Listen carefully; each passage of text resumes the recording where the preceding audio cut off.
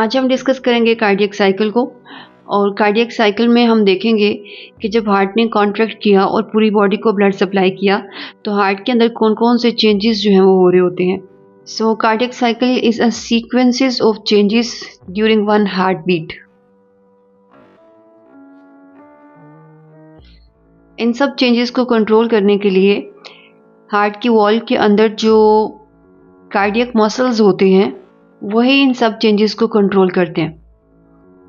आपकी पूरी बॉडी के अंदर जो भी एक्टिविटीज़ हो रही होती हैं उसके लिए हम कहते हैं कि ऑर्डर ब्रेन की तरफ से आता है और ब्रेन हेल्प लेता है न्यूरॉन सेल्स की, तो इसलिए हम कहते हैं कि वो न्यूरोजेनिक एक्टिविटीज़ होती हैं क्योंकि वो डिपेंड करती हैं ब्रेन के ऑर्डर्स के ऊपर। तो अल्लाह ताला ने हार्ट को ये एबिलिटी दी होती है कि ये ब्रेन के ऑर्डर्स के बगैर भी अपनी एक्टिविटीज़ कर सकता है, अपनी कॉन्ट्रैक्शन रिलैक्सेशन जो भी उसने ब्लड को पंप करना होता है वो विदाउट एनी ब्रेन की हेल्प भी कर सकता है। एंड वो इन्फॉर्मेशन जो कि बॉडी की किसी भी एक्टिविटी को कंट्रोल करती है उसे हम इम्पल्स कहते हैं। तो इट मीन्स कि हमारा हार्ट जो होता है उसको अल्लाह ताला ने एबिलिटी दी हुई है कि वो इम्पल्स खुद जनरेट कर सकता है और अपनी एक्टिविटीज़ को खुद कंट्रोल कर सकता है। तो इसीलिए हम कहते हैं कि हमारा हार्ट जो होता है वो मायोजेनिक होता है क्योंकि ये अपनी एक्टिविटीज़ अपने मसल्स के थ्रू कंट्रोल कर सकता है। और प्रीवियस लेक्चर में हम देख रहे थे कि हार्ट के अंदर जो मसल्स होते हैं वो होते हैं कार्डियक मसल्स। तो हम कहते हैं कि स्पेशल कार्डियक मसल्स जो ओनली क्या करेंगे, हार्ट के अंदर इम्पल्स को मींस के इंफॉर्मेशन को स्टार्ट करवाएंगे या जनरेट करेंगे कि कब हार्ट ने रिलैक्स होना है और कब उसे काम करना है, कॉन्ट्रैक्ट करना है। तो वो कार्डियक मसल्स जो कि इम्पल्स को जनरेट कर सकते हैं मींस कि इंफॉर्मेशन को कंट्रोल कर सकते हैं, उन्हें हम कहते हैं नोडल टिश्यूज। तो ये याद रखिएगा कि जो मायोकार्डियम वॉल है हार्ट की, हमने लास्ट वाले लेक्चर में देखा था कि वॉल के अंदर कौन कौन सी लेयर्स होती हैं। तो जो मायोकार्डियम है मिडल वाली लेयर वो मेनली क्या करती है, हार्ट को मूव करने में हेल्प करती है, लेकिन उसके कुछ मसल्स ऐसे हैं जो कि अपनी एक्टिविटीज को कंट्रोल करने के लिए इम्पल्स को जनरेट करते हैं। तो जस्ट उन कार्डियक मसल्स को हम क्या कहते हैं, नोडल टिश्यूज। सारे कार्डियक मसल्स जो है वो इम्पल्स जनरेट नहीं कर सकते हैं, कुछ स्पेसिफिक पोर्शंस हैं उनको हाईलाइट करते हैं। तो अगर हम ये हार्ट का स्ट्रक्चर जो हम प्रीवियस लेक्चर में ड्रॉ कर रहे थे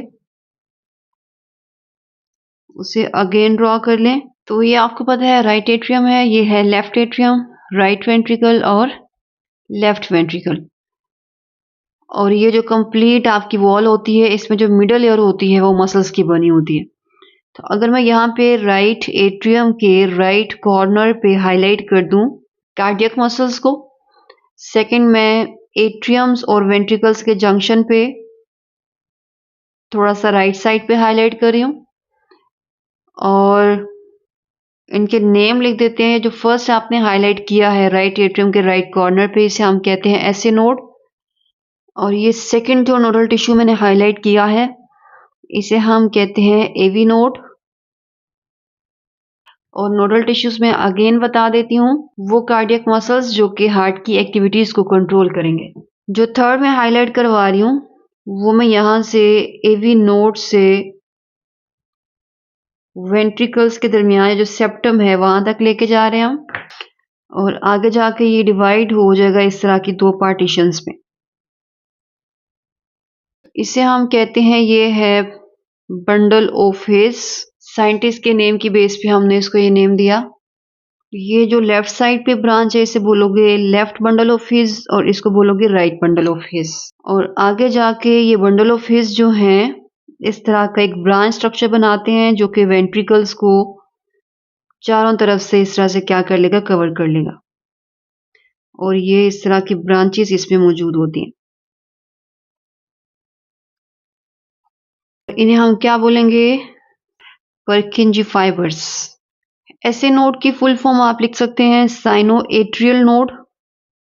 और एवी की फुल फॉर्म क्या बन जाएगी, ओरिक्लो वेंट्रिकुलर कह सकते हो या एट्रियो वेंट्रिकुलर कह सकते हो। और साइनो एट्रियल नोड मौजूद थी कहाँ पे, राइट एट्रियम के राइट कॉर्नर पे। और एवी नोड कहाँ मौजूद थी, at the junction of atrium and ventricles.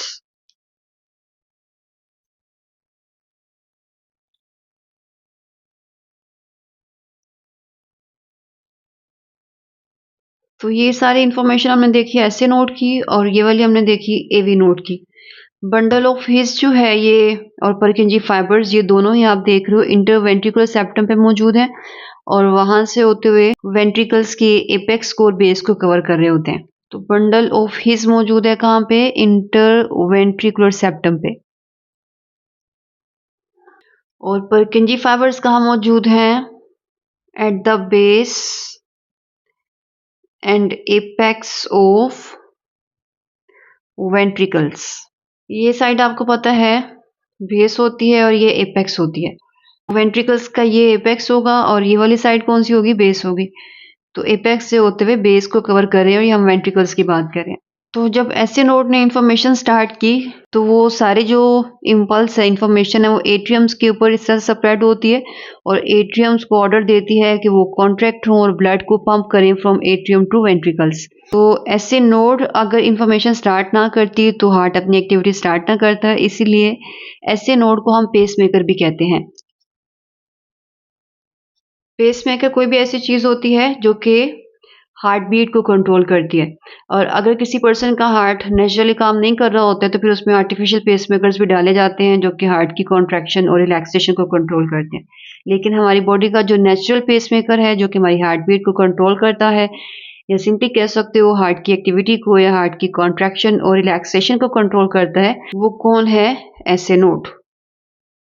तो कार्डियक साइकिल का पहला इवेंट फिर लिखते हैं। जब ऐसे नोड ने इंफॉर्मेशन स्टार्ट की और एट्रियम्स को ऑर्डर दिया कि वो कॉन्ट्रैक्ट हों, तो कॉन्ट्रैक्शन के लिए टर्म हम यूज करते हैं सिस्टोल की।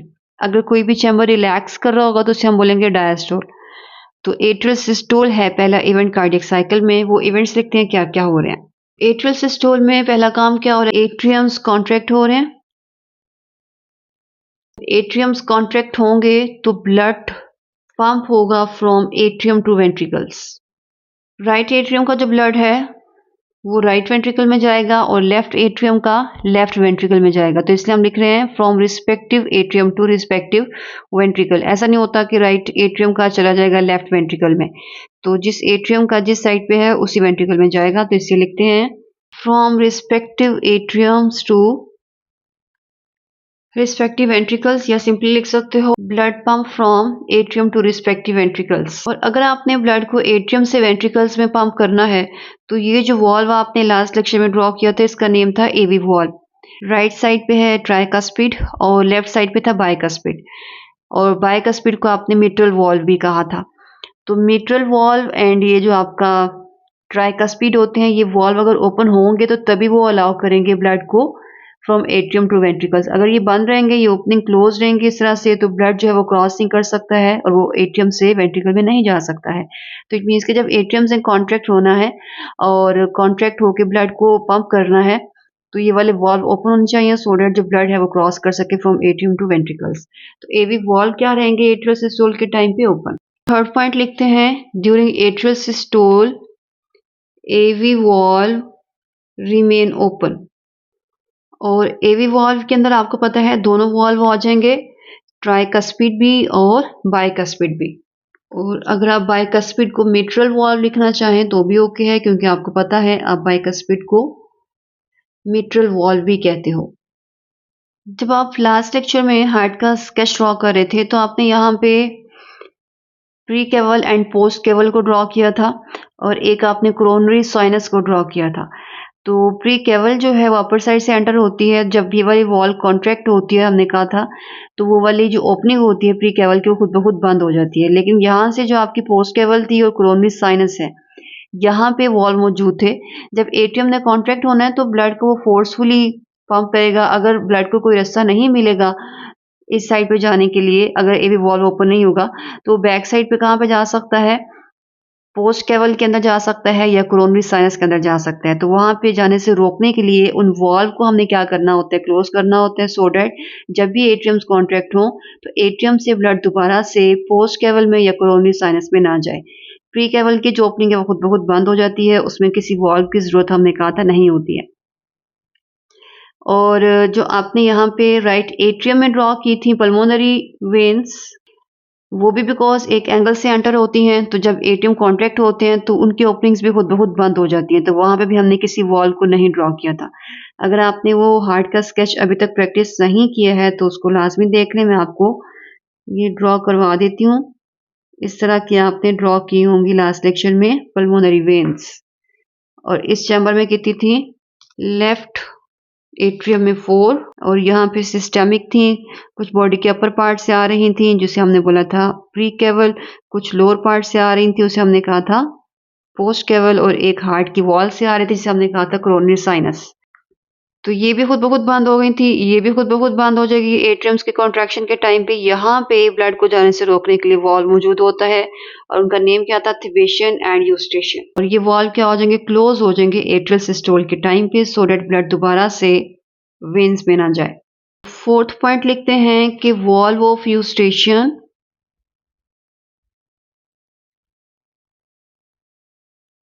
ये एट्रियल सिस्टोल के टाइम पे दोनों क्या रहेंगे, क्लोज, क्योंकि हम ब्लड को वापस नहीं भेजना चाहते हैं, हम वेंट्रिकल्स में भेजना चाहते हैं, और ये वाले वॉल्व हमने क्या रखने हैं, ओपन रखने हैं। जब एट्रियल सिस्टोल हो रहा होता है तो वेंट्रिकल्स उस टाइम पे क्या कर रहे होते हैं, रिलैक्स होते हैं, और ये खुद को फुली एक्सपैंड करके रखे होते हैं, सो डैट जो भी ब्लड एट्रियम से आ रहा है वो इसके अंदर रह सके। अगर ये भी कॉन्ट्रैक्ट हो जाएंगे तो ब्लड जो एट्रियम से आ रहा है वो इसके अंदर अकोमोडेट नहीं कर सकता है। तो एट्रियम कॉन्ट्रैक्ट हो रहे हैं तो वेंट्रिकल्स क्या कर रहे हैं, रिलैक्स कर रहे हैं और अलाउ कर रहे हैं ब्लड को उसके अंदर होल्ड करने में। तो इसलिए हम कहते हैं एट्रियल सिस्टोल के टाइम पे वेंट्रिकुलर डायस्टोल हो रहा होता है, मींस कि वो रिलैक्स कर रहे होते हैं। और एट्रियल सिस्टोल के ये सारे इवेंट्स स्टार्ट कहाँ से हुए थे, ऐसे नोट्स से, तो यहाँ पे हम कहते हैं कि इम्पल्स जो है, मींस के जो इन्फॉर्मेशन थी कि एट्रियम ने अब कॉन्ट्रैक्ट होना है या एट्रियल सिस्टोल होगा, तो इम्पल्स जनरेट हुई थी कहाँ से या स्टार्ट हुई थी कहाँ से, ऐसे नोट से। और जितने भी ये इवेंट्स हमने लिखे हुए हैं एट्रियल सिस्टोल के, ये कंप्लीट होने में कितना टाइम लेते हैं, ये ओनली 0.1 सेकंड में सारे काम हो जाते हैं। ऑब्जेक्टिव में आपको आ सकता है कि एट्रियल कितने टाइम तक कॉन्ट्रैक्टेड रहते हैं और ब्लड को पंप करते हैं फ्रॉम एट्रियम टू वेंट्रिकल्स, तो कितने टाइम तक रहेंगे, 0.1 सेकंड। जब ऐसे नोड ने इंफॉर्मेशन फायर की थी या इम्पल्स जनरेट की थी तो वो ओनली एट्रियम्स के ऊपर रहती है, क्योंकि यहाँ पे एट्रियम और वेंट्रिकल्स के जंक्शन पे इस तरह की एक रिंग होती है जो कि एज अ इंसुलेटर वर्क करती है, और इंसुलेटर जो है ये यहाँ से मौजूद इंफॉर्मेशन को क्रॉस नहीं होने देती है, और इस इंसुलेटिंग रिंग को हम कहते हैं एनुलस फिब्रोसिस। रिंग का नेम क्या होगा, एनुलस फिब्रोसिस, और ये वर्क करती है as a insulator. It means के इंफॉर्मेशन जो कैसे नोड से आई है उसको एटीएम तक रखेगी और उसको आगे नहीं जाने देगी। और कहाँ मौजूद है ये भी आपको ऑब्जेक्टिव में आ सकता है, एट्रियम और वेंट्रिकल्स के जंक्शन पे। ये भी एट्रियम और वेंट्रिकल्स के जंक्शन पे हमने लिखा हुआ है, लेकिन ये ओनली आप देख रहे हो कि कंप्लीट नहीं एक्सपैंड हो रही होती है, ओनली मिडल में मौजूद है, तो यहाँ पे लिख दें ये ओनली थी एवी नोड मिडल पॉइंट पे। इंटरवेंट्रिकुलर सेप्टम और इंटरओरिकुलर सेप्टम के जंक्शन पे है, वो एट्रियम और वेंट्रिकल्स के जंक्शन पे नहीं था। तो यहाँ पे लिख देते हैं जंक्शन ऑफ एट्रियम और वेंट्रिकल्स, ये इनके सेप्टम्स की बात हो रही है।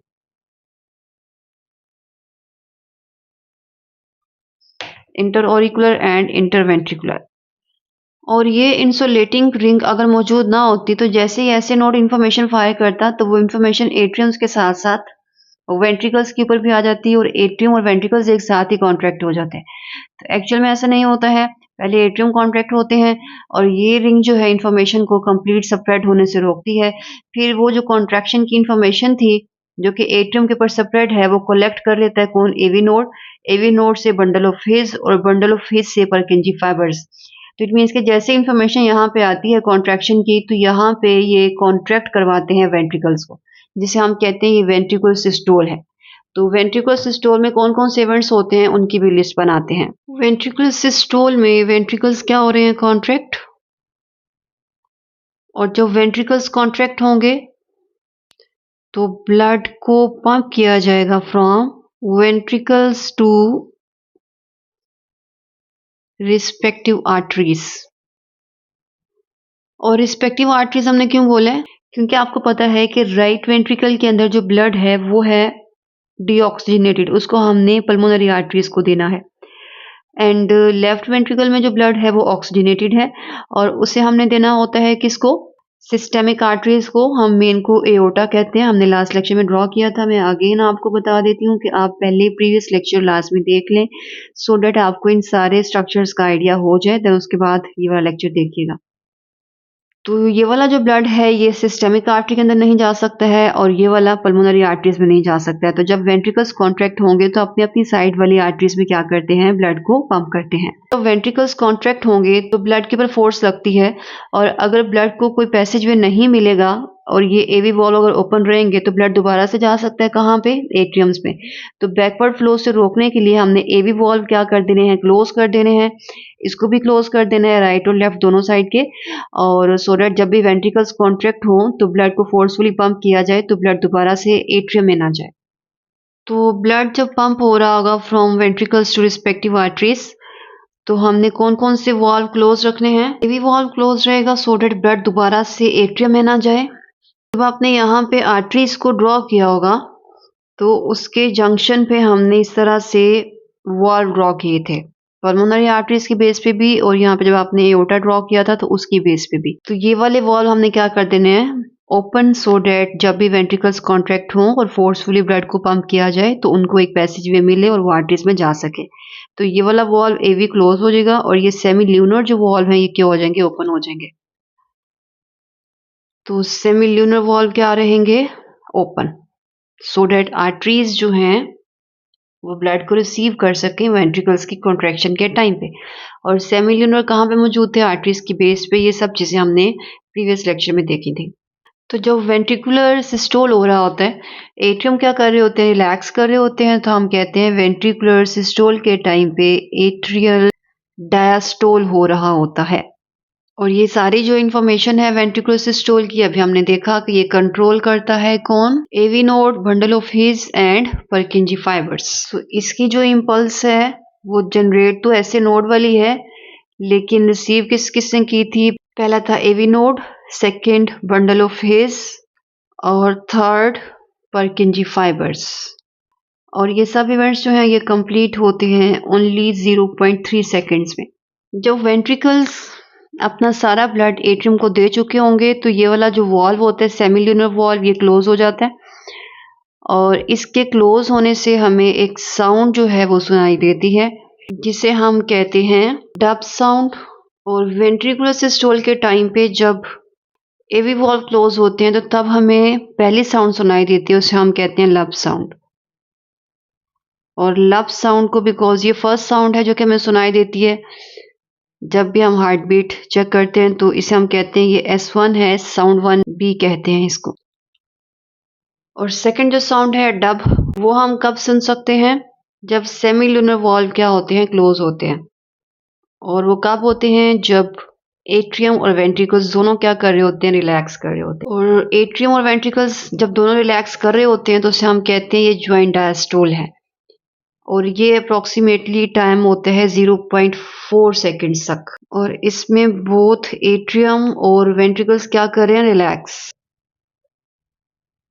और दोनों चैम्बर्स कब रिलैक्स कर रहे होते हैं? जब पूरी बॉडी में ब्लड सर्कुलेट कर रहा होता है और वहां से दोबारा से सर्कुलेट होने के बाद एट्रियम में पोर करवाया जा रहा होता है। तो इट मीन्स कि इस टाइम पे ब्लड एट्रियम में पोर करवाया जा रहा है, एट्रियम भी रिलैक्स है, अभी वेंट्रिकल्स भी रिलैक्स होते हैं। तो इसलिए हम कहते हैं जो वॉल्व ऑफ यूस्टेशन एंड थिबेशन है वो ज्वाइंट डायस्टोल में क्या रहेंगे? ओपन, सो दैट ब्लड को अलाउ कर सकें एट्रियम में एंटर होने के लिए। और सेमील्यूनर क्या हो चुके हैं? क्लोज। और जब ये क्लोज होते हैं तो हमें जो साउंड सुनाई देती है वो डब साउंड है, इसे हम S2 भी कहते हैं। और जब एवी वॉल्व क्लोज हुए थे तो तब जो साउंड आती है उसे हम लब साउंड कहते हैं, उसे हम S1 भी कहते हैं बिकॉज वो फर्स्ट साउंड होती है जिसे हम सुन सकते हैं। एंड वो जो S1 होती है वो लाउडर भी होती है और शार्पर भी होती है और एज कम्पेयर टू S2। ये सब चीज़ें आपको ऑब्जेक्टिव में आ सकती हैं। S1 कब आपको सुनाई देती है उसे हम क्या कहते हैं और वो लाउडर है या नहीं है, और S2 आपको कब सुनाई देती है उसे हम क्या कहते हैं, ये सब चीज़ें याद रखिएगा।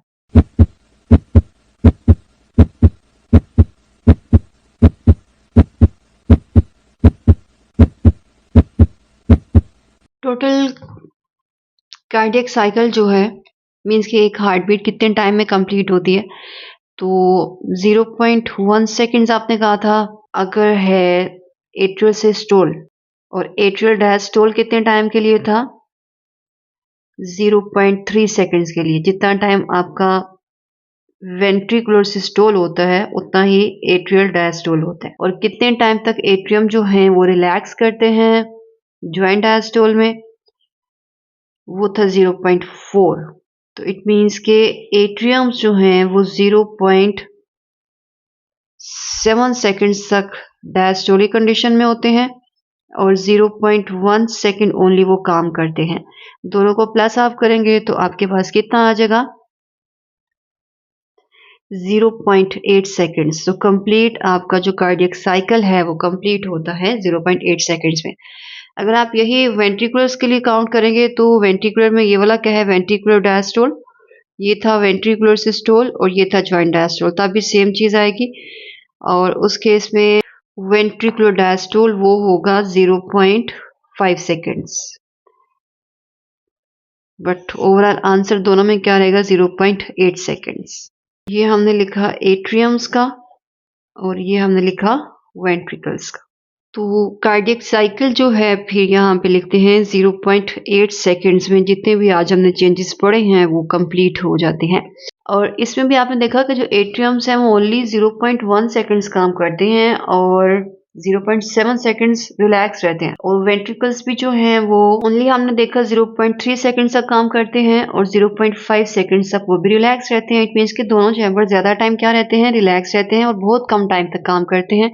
उसके बावजूद ये हमारी पूरी बॉडी को एक्टिव रखवाने के लिए बहुत मेजर रोल प्ले कर रहे होते हैं और बॉडी के हर एक सेल को न्यूट्रिएंट्स और ऑक्सीजन क्या कर रहे होते हैं सप्लाई कर रहे होते हैं। बॉडी का कोई भी सेल ऐसा नहीं होता जहाँ पे ब्लड जो है न्यूट्रिएंट्स और ऑक्सीजन को ना पहुंचा रहा हो। और क्योंकि ये सारे जो इवेंट्स हैं वो ये नोडल टिश्यूज कंट्रोल कर रहे थे। नोडल टिश्यूज क्या हैं बेसिकली कुछ कार्डियक मसल्स के पैचेस को हम कहते हैं।